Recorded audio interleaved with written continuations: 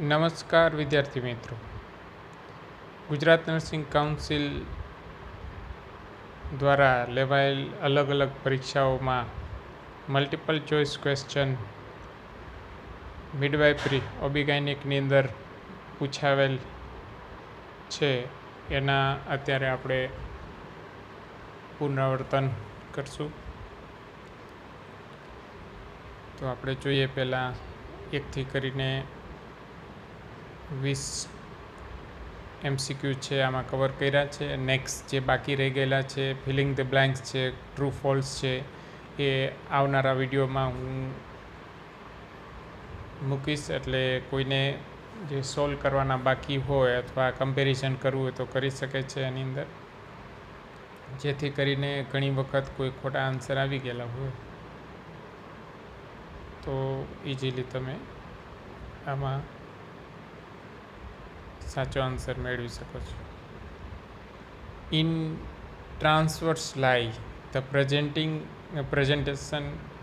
Presenting part of fetus is. હવે ફિટસનું presentation છે જોવા જઈએ તો સેફેલિક હોય, બ્રીચ હોય અને ટ્રાન્સવર્સ હોય છે. જ્યારે હેડ પ્રેઝન્ટિંગ પાર્ટ હોય ત્યારે સેફેલિક કહેવાય, અને જ્યારે બટક્સ હોય ત્યારે બ્રીચ કહેવામાં આવે છે. અને ટ્રાન્સફરની અંદર છે એ આપણે શોલ્ડર છે એ પ્રેઝન્ટિંગ પાર્ટ હોય છે. સો વર્ટેક્સ, બ્રીચ, ફેસ અને શોલ્ડર, આન્સર છે એ શોલ્ડર છે.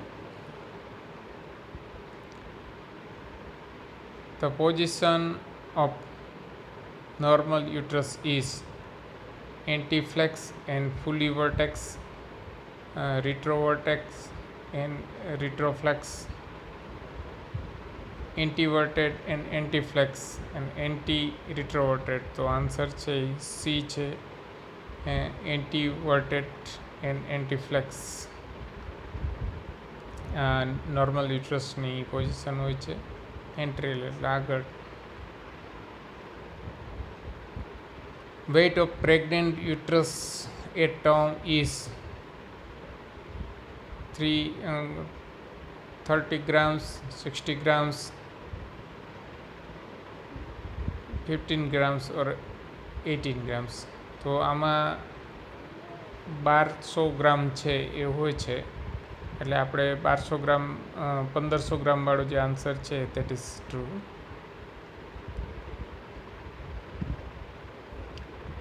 International Midwife Day is celebrated on 5th May, 7th May, 10th September and 7th April. તો 7th મેથી છે એ નર્સિસ વીક ચાલુ થાય છે, એટલે કે 6 મેથી છે આપણે 6 to 12 છે એ નર્સિસ વીક હોય છે, અને 12 છે એ નર્સિસ ડે હોય છે. પણ મિડવાઇફ ડે છે એ 5th મેના છે, જ્યારે 7th મે છે એ વર્લ્ડ હેલ્થ ડે છે. So answer is 5th May. The normal length of umbilical cord is 40 cm, 50 cm, 80 or 30. So answer is 50 to 60 cm normal cordની length હોય છે. મિત્રો, આ જે લોકો 3rd યર પાસ કરી ચૂક્યા છે એના માટે પણ આ મહત્ત્વનું છે. બીજી ઘણી બધી એક્ઝામોમાં પણ આ પૂછી શકાય એવું છે, એટલે એવું ન વિચારતા કે ખાલી 3rd યર પૂરતું જ ઇમ્પોર્ટન્ટ છે. The life span of ઓવમ is, એટલે કે ઓવમ છે એ કેટલા દિવસ જીવે છે? 12 to 24 hours, 26 hours, 28 hours, 72 hours. તો આન્સર છે ઇઝ 12 to 24 hours છે. ઓવમ એ જીવિત રહે છે અને પછી ડાઈ થઈ જાય છે. ઇન્જેક્શન MgSO4 એટલે કે magnesium sulphate is given in condition of Eclamptic feet, retained placenta, jaundice in pregnancy and during labor. તો MgSO4 છે એ એક્લેમ્પ્ટિક ફીટમાં આપવામાં આવે છે.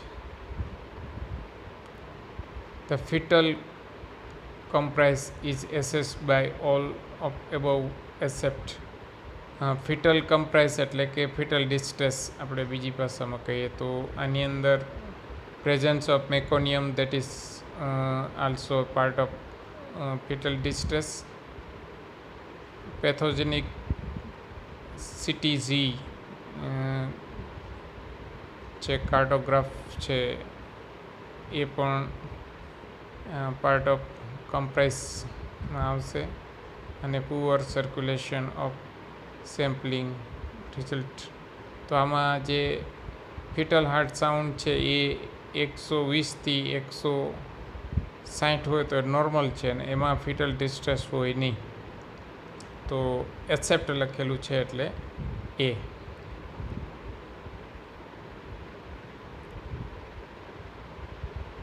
Episiotomy is performed when the perineum is bulged and is 2 to 3 cm in diameter, 4 to 5 cm in diameter, 6 to 7 cm in diameter, or 3 to 4 cm in diameter. So answer is D. 3 to 4 cm diameter હોય ત્યારે એપિસિયોટોમી છે એ perform કરવામાં આવે છે અને પેરિનિયમ છે બલ્જ હોવું જોઈએ.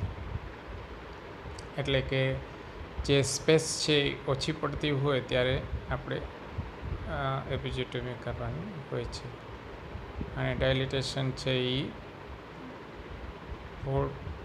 3 to 4 સેન્ટીમીટર હોવું જોઈએ. જો વધારે હોય તો નોર્મલ થવાના ચાન્સીસ વધારે છે. Most common feature of ectopic pregnancy is abdomen pain, amenorrheas, fainting attacks and vaginal bleeding. તો આમાં મોસ્ટ કોમન જે પાર્ટ છે એ વેજાઇનલ બ્લીડિંગ છે અને લેટરલ પાર્ટની અંદર એમનોરિયા બી થાય અને એબ્ડોમેન પેઇન પણ સિવિયર એબ્ડોમેન પેઇન પણ પાછળથી ચાલુ થાય. Oral contraceptives are contraindicated in hypertension, fibroid or menorrhagia and all of the above. તો ઓરલ કોન્ટ્રાસેપ્ટિવ છે હાઇપરટેન્શનની અંદર કોન્ટ્રાઇન્ડિકેટેડ છે અને 35 યર્સ એજથી ઉપરની વુમન હોય એના માટે પણ કોન્ટ્રાઇન્ડિકેટેડ હોય. કેન્સરમાં પણ કોન્ટ્રાઇન્ડિકેટેડ છે. તો અહીંયા છે આન્સર એ છે hypertension. Commonest cause of rupture of uterus is obstructed labor, post-cesarean gestation, shoulder presentation, none of above.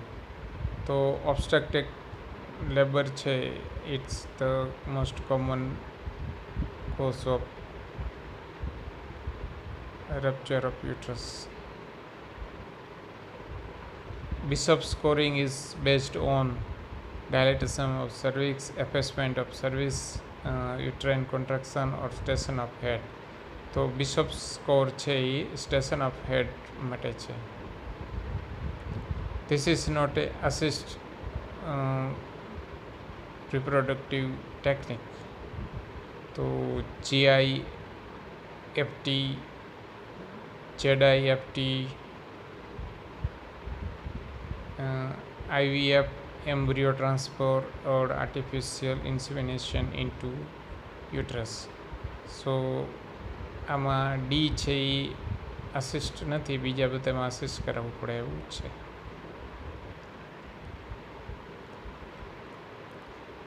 At how many weeks of the gestation age quickening can be felt? Quickening means the baby movements or fetal movements felt first time by a mother. 8 weeks, 11 weeks, 16 week or 24 hours 24 weeks. તો આમાં normally છે 17થી 20 week એવું બધે લખેલું છે, એટલે તો આપણે 16 વીક રાખીએ. Answer 16 weeks. What is the positive sign of pregnancy? પ્રેગ્નન્સીની positive sign SCG estimation, quickening, Sandvik sign or fetal skull in X-ray. So positive sign means confirmed sign, that is a fetal skull in X-ray. Which procedure is done for sex detection in the early pregnancy?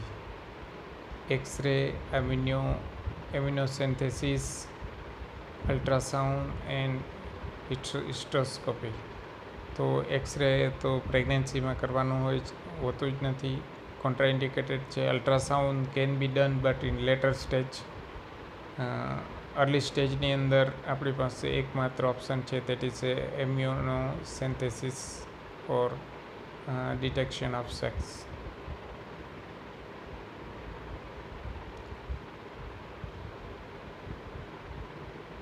What is the earliest and most reliable sign of the pre-eclampsia? Pre-eclampsiaની most reliable sign કઈ છે? Albuminia, vomiting, hypertension and convulsion. Albuminia means albumin present in urine અથવા પ્રોટીન્યુરિયા જેને કહીએ છીએ એ, vomiting જે હાર્મોનલ ચેન્જીસને કારણે થતા હોય છે, અને હાઇપરટેન્શન. તો કન્વર્ઝન તો પ્રી એક્લેમ્સિયામાં નથી આવતા, એક્લેમ્સિયામાં હોય છે. એટલે કન્વર્ઝન નીકળી જશે, વોમિટિંગ નીકળી જશે. આપણી પાસે બે સાઇનો રહી ગઈ, આલ્બ્યુમિનિયા and albuminuria and hypertension. So hypertension is the right answer. આની અંદર પ્રી એક્લેમ્સિયાની અંદર પ્રોટીન્યુરિયા અથવા albuminuria, hypertension an bilateral pedal pitting edema is sign for pre eclampsia. જો એમાં કન્વર્ઝન ને કોમા થઈ જાય, 5 એડ થઈ જાય અથવા 4 હોય સાઇન, તો એ એક્લેમ્સિયા કહેવામાં આવે છે. આ બહુ મહત્ત્વનું છે ઓબીગેનિક મિડવાઇફરીની અંદર. હાઈ રિસ્ક પ્રેગ્નન્સીની અંદર આવશે આલ્બ્યુમિન. અને આપણે PIH પણ કહેવામાં આવે છે, પ્રેગ્નન્સી ઇન્ડ્યુસ હાઇપરટેન્શન. જો ખાલી હાઇપરટેન્શન હોય તો. જો સાથે પ્રોટીન્યુરિયા અને બાયલેટરલ પેડલ પુટિંગ એડીમાં હોય તો એ આપણે પ્રી એક્લેમ્સિયાની અંદર આવશે. Which is the treatment of choice in eclampsia? એક્લેમ્સિયાની અંદર કઈ ટ્રીટમેન્ટ આપવામાં આવે છે? Diazepam, phenergan, magnesium sulphate or phenobarbitone. So answer is magnesium sulphate. Magnesium sulphate છે એ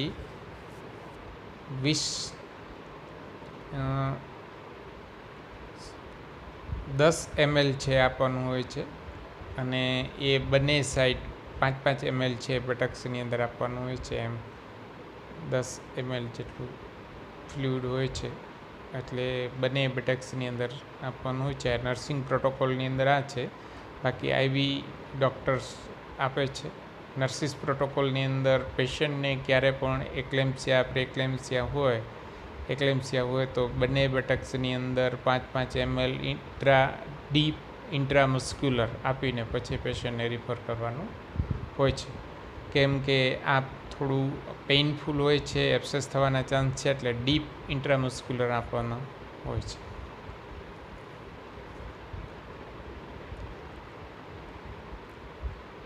Painless vaginal bleeding during the last semester may be caused by erupted placenta, placenta previa, placenta accreta, placenta succenturiate. તો answer is placenta પ્રિવિયા. મિત્રો, અહીં આપણે 20 question છે પૂરા થાય છે.